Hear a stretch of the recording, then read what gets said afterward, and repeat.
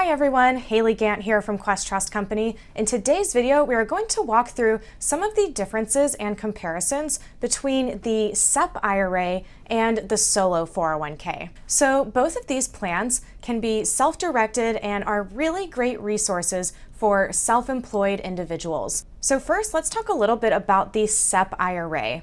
So the SEP IRA is basically a glorified traditional IRA that allows for much larger contribution limits for individuals who have self-employment income on their tax returns. And now the reason why I say that this account is similar to the traditional IRA is because contributions to a SEP IRA are tax deductible and the account grows tax deferred. So it won't be taxed over the course of your lifetime, but eventually once you do go to take out those distributions later at retirement, that's when you'll pay taxes on the growth within that SEP IRA. Now, with the SEP IRA, you can contribute 25% of your earned income up to $57,000 for the 2020 tax year.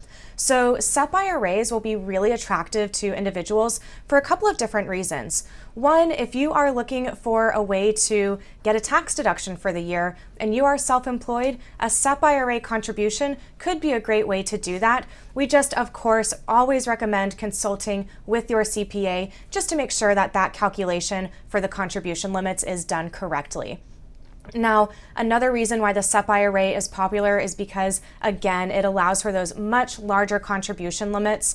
And what's cool is even if you wanted to, you could always make that larger SEP IRA contribution and then convert it to a Roth IRA if you want to. It's not necessary, but it is a tool that you do have kind of in your tool belt. But you could always do a Roth conversion, and now everything else that grows in that SEP IRA for the rest of your life grows completely tax-free.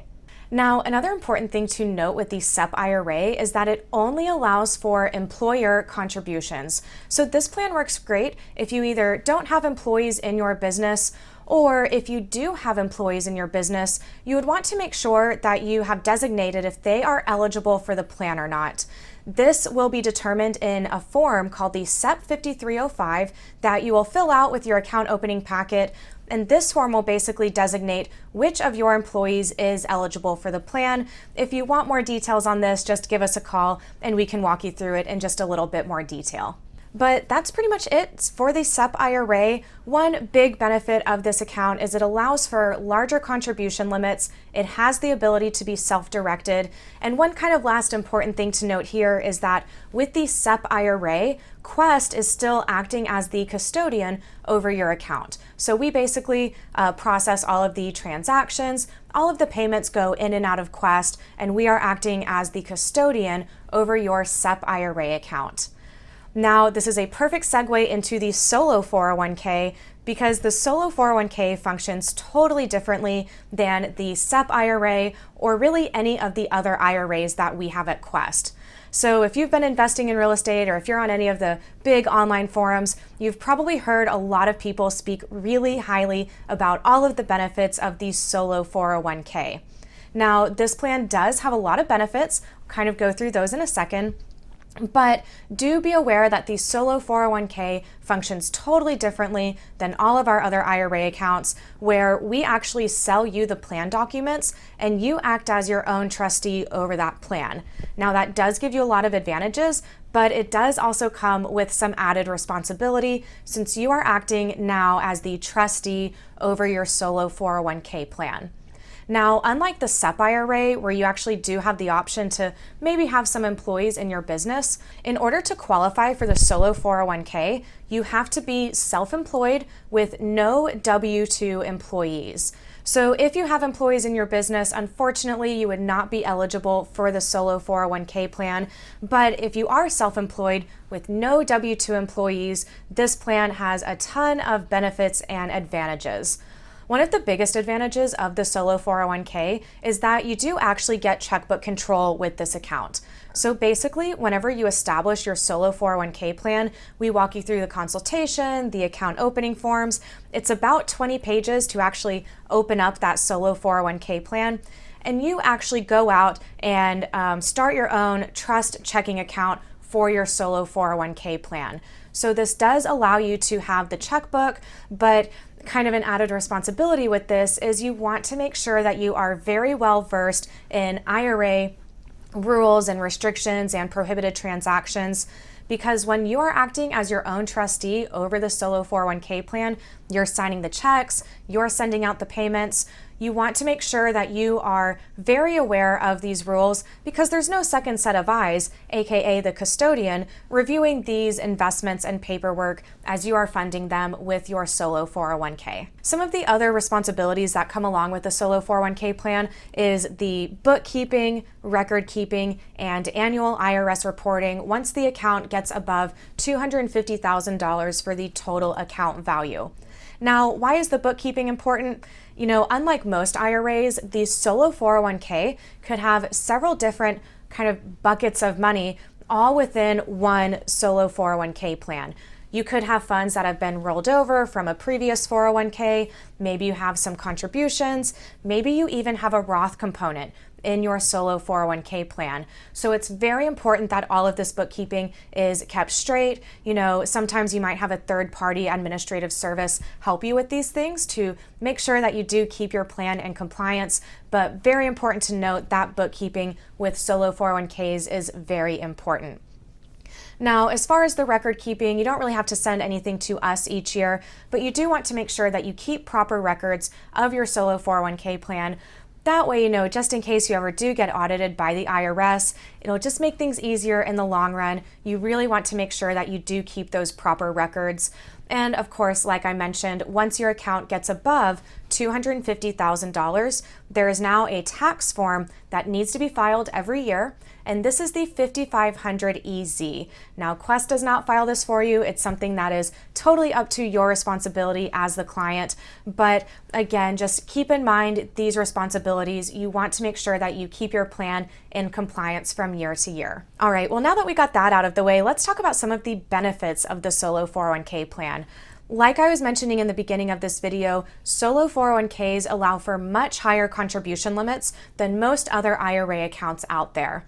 Now, the solo 401k allows for both employer and employee contributions, which in this case, you are both the employer and the employee, but total between these contributions, you can put in up to $57,000, granted, depending on how much you are paying yourself out of your business each year.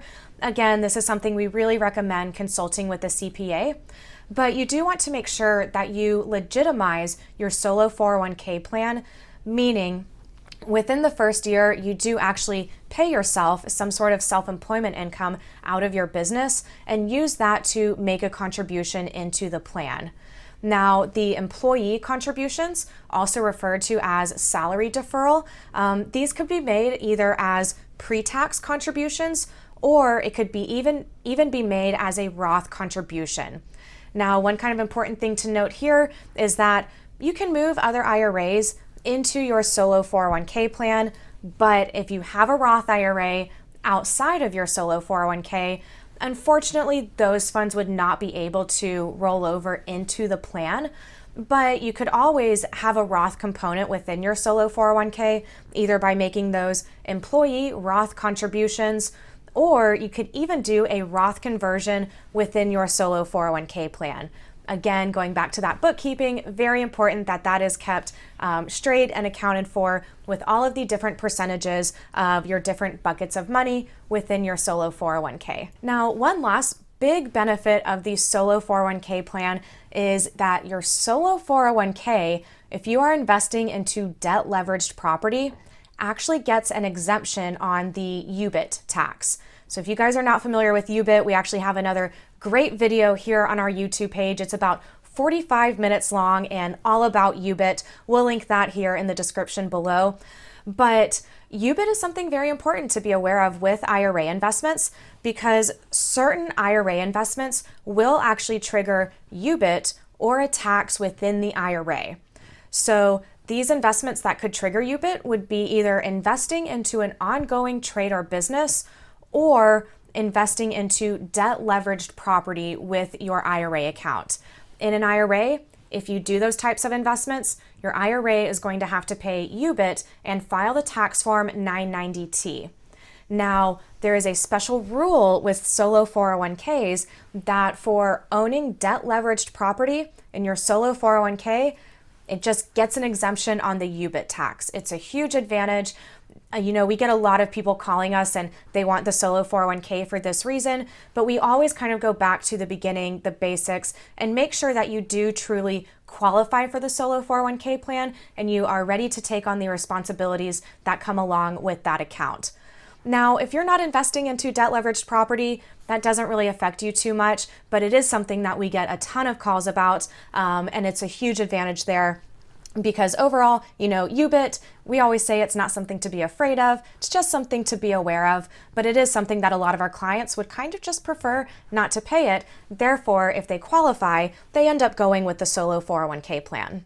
So again, just to kind of recap, the SEP IRA and the solo 401k are both great plans for individuals who are self-employed that report self-employment income on their tax returns each year. Based on your own personal needs, the SEP IRA might be the type of account for you, or maybe the solo 401k. We even see a lot of investors, maybe if you are new to self-directing your IRA, maybe starting out with the SEP IRA, and once you get a few deals under your belt, once you understand those rules and maybe you're a little bit more of a savvy investor, then at some point you could always switch over to the solo 401k. Again, as long as you are self-employed with no W-2 employees and you understand the responsibilities that come along with that plan, the solo 401k can be really great for a lot of individuals out there. But these are just 2 of these 7 different types of accounts that you can self-direct at Quest. As you can probably see just from these 2 types of accounts, they all have various benefits. They all fit different needs. If you have questions about any of the types of accounts that you can self-direct at Quest, or the SEP IRA, or the solo 401k, give us a call or shoot us an email. All of our contact information is in the description below, and our IRA specialists are very trained, very easy to get a hold of. We do free one-on-one consultations, and I'm just one of many IRA specialists that we have here at Quest, so we're always happy to help answer questions for you. And we are posting these short little educational videos every single week for you guys. So if you like them, be sure to let us know. We also do free classes and webinars on our Facebook page, through Zoom. You can find all of that on our website at www.questtrust.com. And you can even chat live with an IRA specialist right there through our website during our business hours. So that's all I've got for you guys. I hope this video was helpful. I will see you in the next video. If y'all have any other things that you want to see us film a video about, put it in the comments, send us an email, and we'll be more than happy to answer any questions that you might have. Y'all have a great day.